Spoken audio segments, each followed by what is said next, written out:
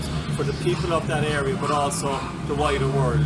And now, more than ever, it brings to light I suppose that we are a global community, and events that happen in one part of the world affects the rest of us as a society and as a world. And I think we really need to take that message on board today.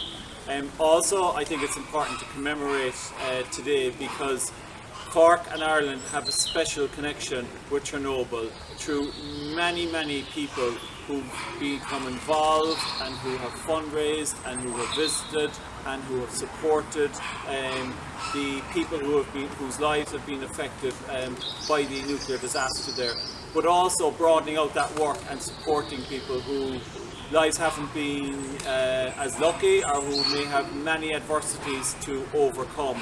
So I think that connection between Cork and Ireland and the area of Chernobyl and the wider area is really important, and it's great to see that that is continued and it is also remembered, because by remembering we can learn how to deal with challenges that are here now in the present, but also challenges in the future. And we have a big challenge at the moment, but we will overcome it. So I'd just like to pay tribute to all the work to Fiona and all her team, that all the work that they have done, and to wish everyone to stay safe.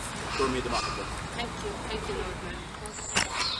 On the 34th anniversary of Chernobyl, today in this ceremony we remember the past, we deal with the present, and we look to the future, and so we pray.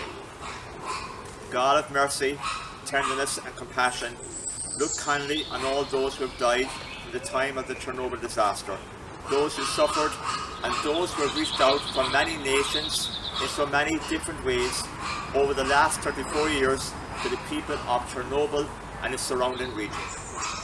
May the families who mourn the loss of a loved one, the many people who have suffered, see God's light on the path ahead when the road they walk is dark. May they always hear and feel God's Spirit in the gentle breeze. When times are bad or have been bad, may hardness never turn their hearts into stone. When the shadows fall, may they always remember that through ceremonies like this, they never walk alone. Today, in this Cork and Irish setting, as we remember and reach out to the people of Chernobyl and that region, we conclude our prayer with a part of the Irish blessing. May the road rise up to meet you. May the winds always be at your back. May the sun shine warm upon your face. The rains fall softly upon your fields. And until one day we meet, may God always hold you in the palm of his hand. Thank you, Lord Mayor and Lady Mayoress, for coming here today, and Father John to commemorate the 34th anniversary of the Chernobyl disaster. Chernobyl is a word we would all like to erase from our memory. It opened a Pandora's box of invisible enemies and nameless anxieties in people's minds, which most of us probably now think of safely relegated to the past. Yet there are two compelling reasons why this tragedy must not be forgotten. First, if we forget Chernobyl, we increase the risks of more environmental disasters in the future. Second, more than 7 million of our human fellow beings do not have the luxury of forgetting. They are still suffering every single day as a result of what happened 34 years ago.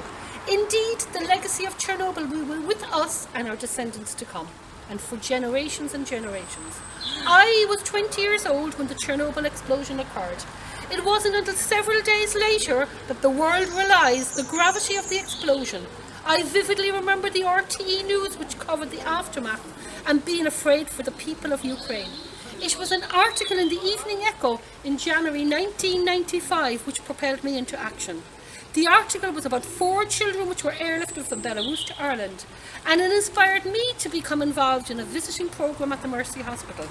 I was inspired by the work of Sister Fidelma, who cared for the children in the hospital, as well as Anne Norman, who introduced me to the world of Chernobyl.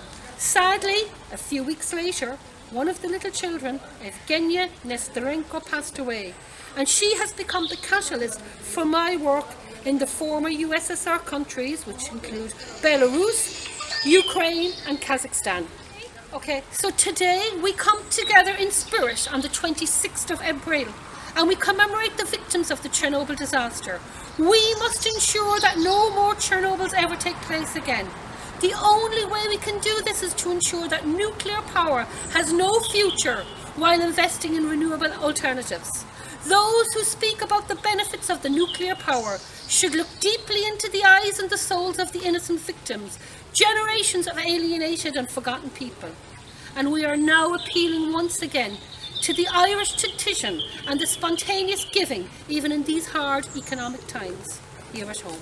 Our people and our work must continue. And let us remember our friend Patrick McGrath, who was laid to rest yesterday. Patrick McGrath was our dear friend and chairman of the Greater Chernobyl Cause. Rest in peace.